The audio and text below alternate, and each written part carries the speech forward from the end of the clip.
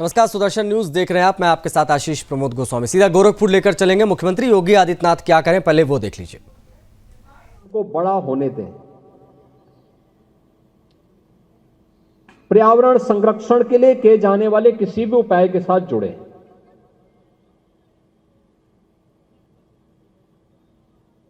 हमारा घर होगा, छत होगी, बरसात का पानी फालतू न जाए, उस जल के संरक्षण के लिए रेन वाटर हार्वेस्टिंग को बढ़ावा दें। अनावश्यक जल की बर्बादी न हो, उसको प्रदूषण से बचाने की तैयारी, ये सभी कार्य को हमें यहां पर करना होगा। इन सभी कार्यों को अगर आप करेंगे तो इसका लाभ भी यहां पर प्राप्त होगा। और मुझे बताते हुए प्रसन्नता है कि गोरखपुर का एक प्राणी उद्यान हम लोगों ने 2021 में, यानी 27 मार्च 2021 में इसका हम लोगों ने लोकार्पण किया था। और तब से यहां पर जो संख्या मैं देख रहा हूं कि 30 लाख से अधिक लोग, जिसमें 10 लाख से अधिक विद्यार्थी हैं, 21 से लेकर के अब तक 30 लाख से अधिक लोग यहां एंट्री किए हैं इस प्राणी उद्यान के साथ। यहां के प्राणियों को देखने के लिए आप बहुत बड़ी संख्या है। मुझे पूरा विश्वास है कि पर्यावरण के प्रति और मनोरंजन के लिए भी प्राणी उद्यान उतने ही सहायक है। जितना हम कार्य कर सकते हैं, जितना अधिक प्रकृति के लिए हम काम कर सकते हैं, प्रकृति के साथ तारतम्य हमारा जितना अच्छा होगा, उतना ही भविष्य उज्जवल होगा। इसी विश्वास के साथ मैं आज के इस अवसर पर, जो यहाँ पर आज हाथी रेस्क्यू सेंटर और बहराइच से लाए गए भेड़ियों को यहाँ पर रखने का कार्य किया गया है, या तितली घर का भी लोकार्पण किया गया है, इसके साथ ही पीलीभीत से लाए गए बाघ और अन्य कार्यक्रमों को, यहाँ पे कॉफी टेबल बुक का भी यहाँ पे अभी लोकार्पण हुआ है। इन सभी के लिए मैं वन विभाग को हृदय से बधाई देता हूं। मुझे पूरा विश्वास है कि विकास की यात्रा अनवरत इसी रूप में चलनी चाहिए। प्रकृति के प्रति हमारा अनुराग और हमारी संवेदना जितनी अच्छी होगी, उतना ही हम पर्यावरण को बचाने में और अपने भविष्य को उज्जवल बनाने में सफल होंगे। मैं एक बार फिर से वन विभाग को और प्राणी उद्यान विभाग को इस कार्यक्रम के लिए हृदय से धन्यवाद देते हुए आप सबके प्रति अपनी शुभकामनाएं देता हूं। धन्यवाद। जय हिंद।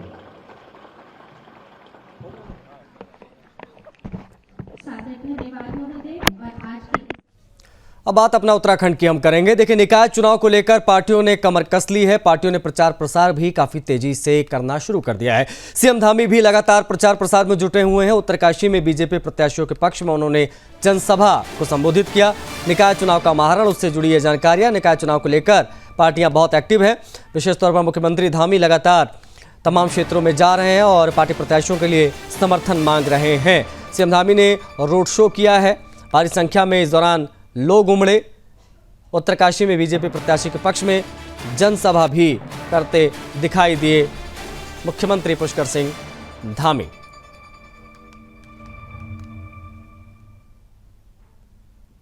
प्रचार प्रसार का दौर लगातार जारी है। निकाय चुनाव को लेकर लगातार सीएम धामी लोगों के बीच जा रहे हैं और प्रत्याशियों के पक्ष में माहौल बनाते हुए कह रहे हैं कि परिपाटी बदलनी है। एक बार फिर से बीजेपी को लाइए, ट्रिपल इंजन की सरकार बनाइए। और बीजेपी प्रत्याशियों के पक्ष में माहौल बनाते नजर आ रहे हैं। लगातार तमाम क्षेत्रों में जाकर मुख्यमंत्री पुष्कर सिंह धामी, आप देख सकते हैं, अपने प्रत्याशियों का हाथ उठाए तमाम मंचों पर आपको पुष्कर सिंह धामी दिख जाएंगे। और उत्तरकाशी में दरअसल बीजेपी प्रत्याशियों के पक्ष में लगातार माहौल बनाने का काम पुष्कर सिंह धामी कर रहे हैं। और ये तस्वीर उत्तरकाशी की हम आपको दिखा रहे हैं, जहाँ पर जनसभा हुई, मुख्यमंत्री वहाँ मौजूद रहे। निकाय चुनाव के महारण में मुख्यमंत्री ने मोर्चा खुद संभाल रखा है। एक एक सीट पर जा रहे हैं और प्रयास यही कि ट्रिपल इंजन की सरकार बन जाए उत्तराखंड। यहाँ पर स्थित है, ये हमारा बहुत बड़ा केंद्र है। यहाँ से निकलने वाली माँ गंगा हो, यमुना हो, ये जीवनदायिनी तो है ही है, साथ ही हमारे देश के एक बड़े भूभाग को उपजाऊ बनाती है, लोगों को जल भी देती है, जीवन भी देती है। पूरी तरह से मैं आज सच कहूं तो आप सबके बीच में आकर मैं बहुत गौरवान्वित अनुभव कर रहा हूं। इस मैदान में पिछली बार हम 2021 में आए, यहाँ पर सभा हुई थी और एक बड़ी सभा उत्तरकाशी में एक सभा हुई थी, जिसमें माननीय राजनाथ सिंह जी आए थे। उस दिन वो बगल वाले रहा और मैं देख रहा था कि उस सभा में भी ऐतिहासिक जन समर्थन हुआ था, जनता का सहयोग हुआ था और आज मुझे उसी प्रकार का समर्थन आप सबका यहाँ पर दिखाई दे रहा है।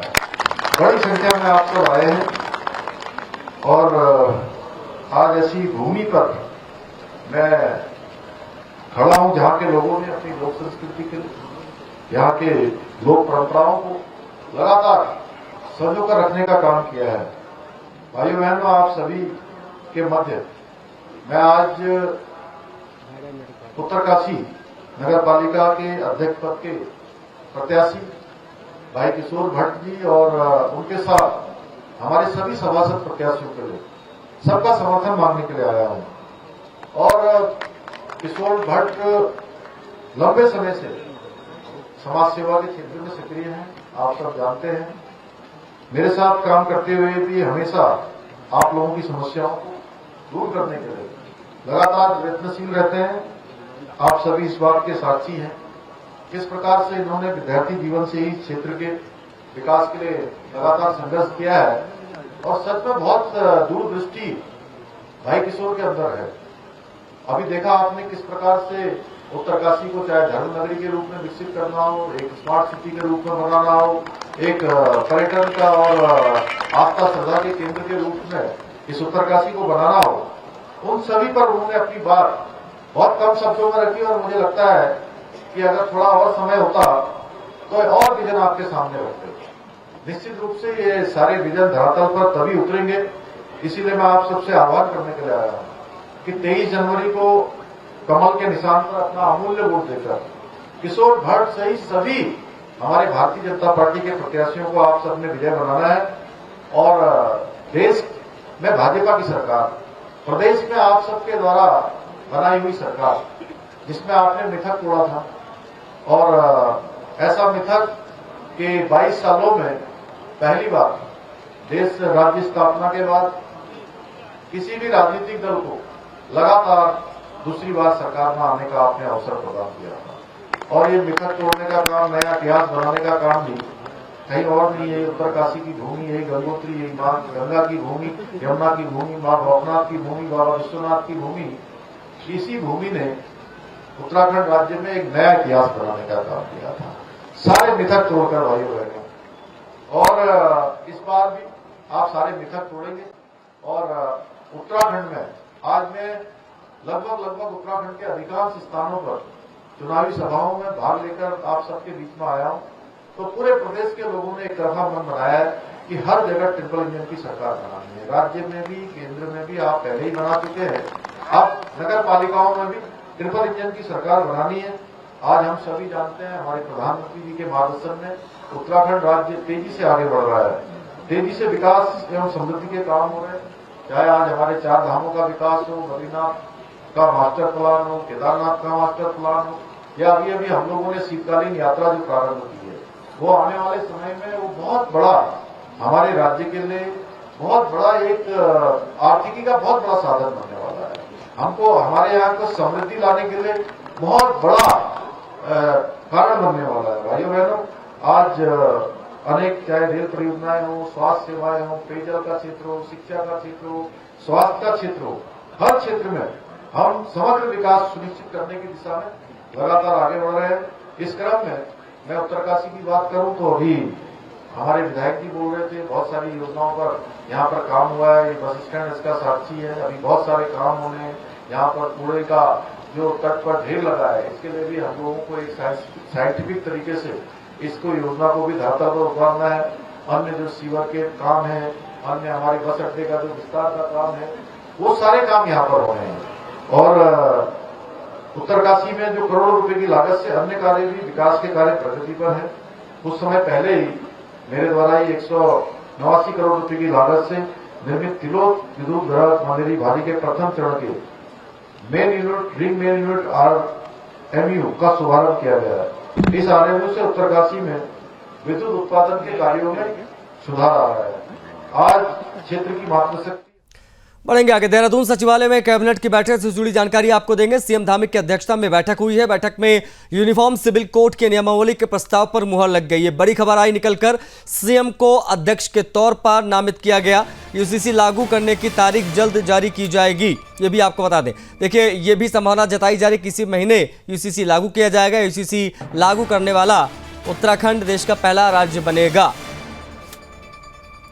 बैठक में यूसीसी के नियमावली के प्रस्ताव पर मुहर लगी है, ये बड़ी जानकारी है। देहरादून में देखिए, मुख्यमंत्री पुष्कर सिंह धामी की अध्यक्षता में आज कैबिनेट की बैठक हुई, जहां यूनिफॉर्म सिविल कोड यानी यूसीसी की नियमावली को मंजूरी दी गई। बैठक के बाद मुख्यमंत्री पुष्कर सिंह धामी ने कहा कि हमने जो वादा जनता से किया था उसे पूरा किया है। प्रधानमंत्री नरेंद्र मोदी के नेतृत्व में 2022 के विधानसभा चुनाव में जनता के बीच गए थे, तब हमने जनता से वादा किया था कि सरकार बनने के बाद हमारा पहला कदम उत्तराखंड में यूसीसी लागू करने का होगा। सरकार बनने के बाद हमने यूसीसी का विधेयक लाया, यूसीसी ड्राफ्ट कमेटी बनाई और आज कैबिनेट की बैठक में यूसीसी के नियमावली को मंजूरी दे दी गई। हम प्रदेश में जल्द यूसीसी लागू करने जा रहे हैं। सभी नागरिकों के लिए एक कानून हो। यूसीसी क्या कहता है, क्या है यूसीसी, वो हम ग्राफिक्स के माध्यम से आपको बता रहे हैं।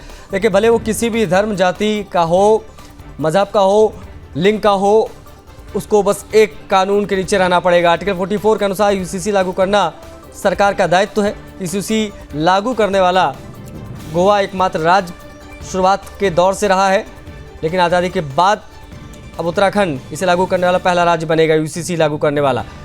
शादी के लिए लड़कियों की उम्र सीमा बढ़ाई जाएगी। बदलाव क्या क्या होंगे यूसीसी लागू होने के बाद, वो हम आपको बता रहे हैं। शादी से पहले ग्रेजुएट हो, इसलिए बढ़ेगी उम्र सीमा। शादी का हर हाल में रजिस्ट्रेशन होना ज़रूरी होगा। यूसीसी नियमावली के तहत जो बदलाव होंगे, उसके तहत बिना रजिस्ट्रेशन सरकारी योजनाओं का लाभ किसी को नहीं प्राप्त होगा, फिर चाहे वो किसी मजहब का हो। देखिए, तलाक के लिए पति पत्नी दोनों को समान अधिकार दिए जाएंगे। तलाक का आधार पति पत्नी दोनों पर लागू होगा। यूसीसी लागू होने के बाद क्या क्या बदलाव होंगे वो आप देख सकते हैं। पॉलीगैमी या बहुविवाह पर रोक लगेगी। उत्तराधिकार में लड़कियों को लड़कों के बराबर हिस्सा भी दिया जाएगा। लिव इन का डिक्लेरेशन ज़रूरी होगा, माता पिता को जानकारी देनी होगी। यूसीसी लागू होने के बाद पति पत्नी में झगड़ा तो ग्रैंड पेरेंट्स को बच्चों की कस्टडी दी जाएगी। सभी लोगों को गोद लेने का अधिकार प्राप्त हो पाएगा यूसीसी लागू होने के बाद में। ये कुछ महत्वपूर्ण जानकारियां।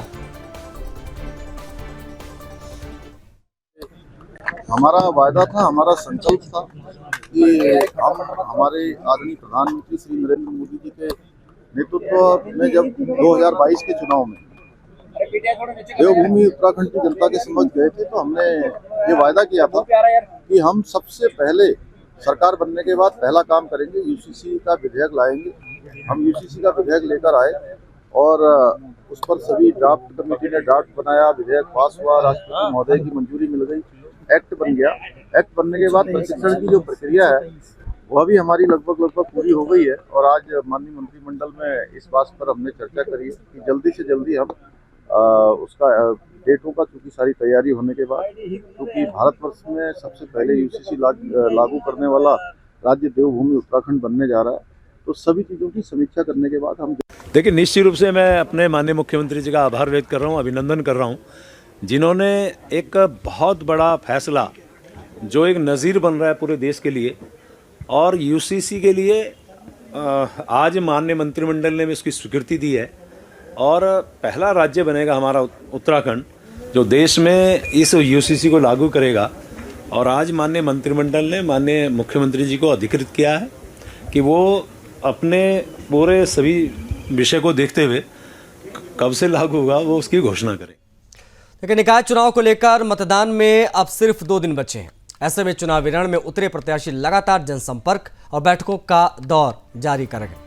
माध्यम से वोट की अपील भी हो रही। लगातार बैठकों के माध्यम से पार्टी प्रत्याशियों के साथ ही पार्टियों के दिग्गज नेता भी पार्टी प्रत्याशियों की जीत के लिए जी जान से जुटे हुए हैं। लेकिन इसी क्रम में आज हर्बर्टपुर नगर पालिका से अध्यक्ष और सभासद पदों के उम्मीदवारों के पक्ष में एक बैठक का आयोजन किया गया, जिसमें भाजपा के प्रदेश अध्यक्ष और राज्यसभा सांसद महेंद्र भट्ट सहित जिला पंचायत देहरादून की प्रशासक मधु चौहान ने बैठक में शिरकत कर वोट बैंक साधने की कोशिश की, जहां नेताओं ने दावा किया कि देश और प्रदेश के साथ ही निकायों में बीजेपी के उम्मीदवारों की जीत से विकास को गति मिलेगी और क्षेत्र का विकास होगा। हर्बर्टपुर नगर पालिका की दृष्टि से यहाँ पर कार्यकर्ताओं की बड़ी बैठक हुई और मैं कह सकता हूँ जो यहाँ का पूरा फीडबैक मेरे सामने है। देहरादून जनपद के अंदर हर्बर्टपुर सर्वाधिक मतों से जीतने वाली हमारी नगर पालिका के अध्यक्ष होंगे। हमने योग्यतम प्रत्याशी को यहाँ से प्रत्याशी बनाया है। मुझे पूरा विश्वास है कि यहाँ की जनता भारतीय जनता पार्टी के पक्ष में मतदान करेगी। भारतीय जनता पार्टी की सरकार राज्य सरकार के विकास योजनाओं को स्थानीय निकाय तक ले जाने के लिए आवश्यक है कि स्थानीय निकाय में भी मतदाता भारतीय जनता पक्ष में मतदान करेगा, ऐसा मैं विश्वासपूर्वक कह सकता हूँ। अभी इसके बाद मुझे सेलाकोई में कार्यक्रम में जाना है और सायंकाल फिर ऋषिकेश में सभा होगी। पूरे प्रदेश के अंदर मुख्यमंत्री जी का लगातार दौरा हो रहा है। हमारे सारे विधायक, हमारे सभी कार्यकर्ता हर नगर पंचायत नगर पालिका में चुनाव को विजयी बनाने के लिए सब प्रकार से कार्यकर्ता विजय समन्वय स्थापित कर रहे हैं और पहली बार 11 नगर निगम और 90% अधिक पालिका पंचायतों में भारतीय जनता पार्टी अपने प्रत्याशी को जिताएगी। नहीं, वहाँ मुन्ना सिंह जी हमारे वरिष्ठ कार्यकर्ता हैं, वो पूरा चुनाव को देख रहे हैं। जहाँ भी कि समय के साथ अवस्थाएं रहती है कार्यकर्ताओं को भेजा जाता है और जहाँ जिनकी डिमांड है उनको हम भेज रहे हैं। देखिए, आज हर्बर्टपुर नगर पालिका में हमारे माननीय प्रदेश अध्यक्ष जी का आगमन हुआ है, जिससे कि हमारे जो कार्यकर्ता थे उन्होंने बैठक ली है और बैठक में उनके जो भी दिशा निर्देश कार्यकर्ताओं को प्राप्त हुए हैं, मुझे लगता है कि पार्टी वैसे भी सीट को जीत रही थी, लेकिन माननीय प्रदेश अध्यक्ष जी के उद्बोधन के बाद कार्यकर्ताओं के अंदर एक नया जोश आया है और जैसा माननीय प्रदेश अध्यक्ष जी ने कहा है कि इस जिले में जीतने वाली सीटों में सबसे ज्यादा परसेंटेज जो जीतने का होगा हर्बर्टपुर नगर पालिका का होगा। देखिए, उत्तराखंड बनाने वाली महिलाएं हैं और भारतीय जनता पार्टी ही ऐसी पार्टी है, मैंने अपने उद्बोधन में भी कहा, जिसने पंचायतों में 50% आरक्षण महिलाओं को दिया है। नगर निकायों में बहुत अच्छा परसेंटेज जो है टिकट महिलाओं को मिले हैं। चलिए, हर्बर्टपुर तो महिला सीट थी, लेकिन विकासनगर महिला सीट ना होते हुए वहाँ पे एक महिला को उतारा गया है और मुझे लगता है कि इस चीज़ का फायदा महिलाओं को जरूर मिलेगा और बहुत अच्छा वोट परसेंटेज जो है दोनों ही हमारे प्रत्याशियों को मिलने वाला है और निश्चित रूप से दोनों ही सीटें भारतीय जनता पार्टी जीत। देवभूमि उत्तराखंड में लगातार जिहादियों की काली करतूतें सामने आ रही हैं। लगातार मुस्लिम समुदाय जिहाद की अप्रिय घटनाओं को अंजाम दे रहे हैं। प्रदेश में पहले आपने अक्सर लव जिहाद, लैंड जिहाद जैसी तमाम खबरें सुनी देखी होंगी, लेकिन अब इन दिनों देवभूमि में थूक जिहाद की खबरें प्रचलित हो रही हैं। पहले देहरादून और मसूरी में थूक जिहाद के मामले सामने आए, जिसके बाद अब बागेश्वर में चल रहे उत्तरायणी मेले में भी थूक जिहाद की घटना सामने आई है, जिसके विरुद्ध प्रशासन ने कड़ी कार्रवाई भी की है। इस मामले पर उत्तराखंड शहरी विकास मंत्री प्रेमचंद अग्रवाल ने कहा है कि सिमधामी के निर्देशानुसार उत्तराखंड में लव जिहाद, थूक जिहाद, लैंड जिहाद, लव जिहाद नहीं चलेगा। बागेश्वर में थूक जिहाद के मामले में सख्त कार्रवाई की गई है। आगे भी जो व्यक्ति तरह की हरकत करेगा उसके ऊपर उसी तरह की कार्रवाई की जाएगी। देखिए, आप जानते हैं माननीय मुख्यमंत्री ने लगातार कहा है कि ना तो यहाँ लव जिहाद चलेगा, ना जमीन जिहाद चलेगा, ना थूक जिहाद चलेगा। उसके बाद देखिए, थूक जिहाद का एक मामला अभी बागेश्वर में प्रकाश में आया तो उन 2 आरोपियों को वहाँ गिरफ्तार भी किया गया है, उनके खिलाफ कार्रवाई की जा रही है। लेकिन इसी दौरान कुछ गौकशी की भी जो है मामले प्रकाश में आए हैं, तो निश्चित रूप से उनके खिलाफ भी कार्रवाई हो रही है। लेकिन ये समझने की बात होगी, कुछ लोग अभी भी जब जानते हैं कि हमारे यहाँ इसके लिए बहुत सख्त कानून है, उसके बावजूद वो संलिप्त पाए जा रहे हैं, तो निश्चित रूप से सरकार सख्ती से अपनी बात जो हम लोगों ने कही है हम सख्ती से लागू करेंगे। जो इस प्रकार के कृत्य करेंगे उनके खिलाफ सख्त कार्रवाई की जाएगी। बढ़ेंगे आगे। मसूरी में नगरपालिका चुनाव को लेकर कैबिनेट मंत्री गणेश जोशी ने बैठक की, जिसमें राज्य मंत्री कैलाश पंत, मसूरी वाल्मीकि समाज, मसूरी ट्रेडर्स, होटल एसोसिएशन और मसूरी पटरी व्यापारी मौजूद रहे। इस दौरान उन्होंने मसूरी नगरपालिका के चुनाव में बीजेपी प्रत्याशियों को जिताने की लोगों से अपील की। कैबिनेट मंत्री गणेश जोशी ने कहा कि मसूरी की जनता के आशीर्वाद से ही वह 3 बार मसूरी के विधायक बने और आज वह कैबिनेट मंत्री हैं। नगर पालिका के चुनाव में मसूरी के विभिन्न संगठनों और स्थानीय लोगों ने अपना समर्थन बीजेपी को दिया, जिससे साफ है कि नगर पालिका में बीजेपी का बोर्ड बनने जा रहा है और अध्यक्ष पद की प्रत्याशी मीरा सकलानी भारी मतों से जीतने जा रही है। उन्होंने कहा कि मसूरी के विकास को लेकर वह केंद्र और राज्य सरकार से पैसा ला सकते हैं, लेकिन जमीन नगर पालिका को ही देनी होती है। निवर्तमान बोर्ड ने उनका किसी प्रकार का सहयोग नहीं लिया, जिस वजह से वह कई काम नहीं कर पाए। उन्होंने कहा कि उत्तराखंड में डबल इंजन की सरकार है और नगर पालिका में जब बीजेपी का तीसरा इंजन लगेगा तो विकास तेज गति से होगा। इसके साथ ही बीजेपी के विकास नगर के विधायक मुन्ना सिंह चौहान ने भी इस दौरान लोगों को संबोधित किया, जिसमें उन्होंने कहा कि पूरे उत्तराखंड में बीजेपी की लहर है। उन्हें पूरा विश्वास है कि मसूरी नगर पालिका में भी भारतीय जनता पार्टी को पूर्ण बहुमत मिलेगा। मसूरी की महान जनता का आभार व्यक्त करता हूं, जिन्होंने लगातार 3 बार मुझे सेवा करने का मौका दिया। उन्हीं की दुआओं से मैं मंत्री बना और आज हमारे होटल एसोसिएशन के लोगों ने, व्यापारी वर्ग ने जो समर्थन हमारी प्रत्याशी मीरा को दिया है, ये इस बात का संकेत है कि आने वाला कल भारतीय जनता पार्टी का है। मीरा सकलानी नगर पालिका मसूरी की चेयरमैन बनने जा रही है और मसूरी का जो सर्वांगीण विकास है पिछले 10 सालों से रुका हुआ था, क्योंकि मैं प्रदेश सरकार से पैसा ला सकता हूं, केंद्र सरकार से पैसा लगा सकता हूं, लेकिन मैं जमीन नहीं दे सकता और सारी योजनाएं धरातल पर होती हैं जो मैं सहयोग न मिलने के कारण कर नहीं पाया, जिससे आज मसूरी अवस्थित हो गई है। और मुझे पूरा भरोसा है और मैंने अपने प्रत्याशी से कहा है कि पहला बोर्ड में ही आप यहाँ के वेंडिंग जोन की समस्या, वेंडिंग जोन का प्रस्ताव, यहाँ के पार्किंग का प्रस्ताव और यहाँ की हाउसिंग का प्रस्ताव बना के भेजें। सरकार से करना मेरी जिम्मेदारी है। भारतीय जनता पार्टी ने बहुत ही सुयोग्य महिला प्रत्याशी को मैदान में उतारा है, जिनके पास लंबा अनुभव है, परिवार से लेकर के, पिता की तरफ से लेकर के, पति की तरफ से लेकर के और खुद को लेकर के। और उनकी एक खासियत है मीरा जी की, जहां तक मैं बात करूं, जैसा कि कहा भी गया, उनको आप किसी पद पे बैठाइए तो फिर वो परिपाटी नहीं मिलेगी जो ज्यादातर महिला उम्मीदवारों के साथ दुर्भाग्य से लोग मानते हैं। भाई चलाएगा, पिता चलाएगा, पति चलाएगा, घर का कोई पुरुष सदस्य चलाएगा। वो कॉम्पिटेंट है, जिला पंचायत की उपाध्यक्ष रह चुकी है, भारतीय जनता पार्टी के बहुत महत्वपूर्ण पदों पर रह चुकी है, संगठन में काम कर चुकी है, पिताश्री उनके ब्लॉक प्रमुख रहे हैं, पति उनके उत्तराखंड आंदोलन के एक बहुत प्रमुख एक्टिविस्ट रहे हैं, मेरे बहुत लंबे संघर्ष के साथी रहे हैं और मसूरी के चप्पे चप्पे से वाकिफ हैं। मैं दावे के साथ कह सकता हूं कि मीरा सकलानी जी म्यूनिसिपल बोर्ड को लीड जिस तरीके से करेगी, वो निश्चित रूप से एक नगर पालिका अध्यक्ष के रूप में वो एक बेंचमार्क सेट करेगी, मैं कह सकता हूँ। उत्तराखंड में जल्दी 38वें राष्ट्रीय खेलों का आयोजन किया जाना है, जिसको लेकर जिलाधिकारी नितिन सिंह भदौरिया ने जिला सभागार में अधिकारियों के साथ बैठक की। बैठक में 25 जनवरी तक सभी तैयारियों को पूरा किए जाने के निर्देश अधिकारियों को दिए गए। उन्होंने कहा कि सभी तैयारियों को 1 सप्ताह में पूरा कर लिया जाएगा। इवेंट मैनेजमेंट कंपनी प्रबंधक को खिलाड़ियों, तकनीकी स्टाफ और खास मेहमानों के लिए सभी जरूरी इंतजाम पूरे करने के निर्देश दिए गए हैं। प्रत्येक चिन्हित होटल्स में उचित भोजन व्यवस्था सुनिश्चित किए जाए, साथ ही खिलाड़ियों को लाने ले जाने के लिए पर्याप्त वाहन व्यवस्थाएं भी रखी जाए।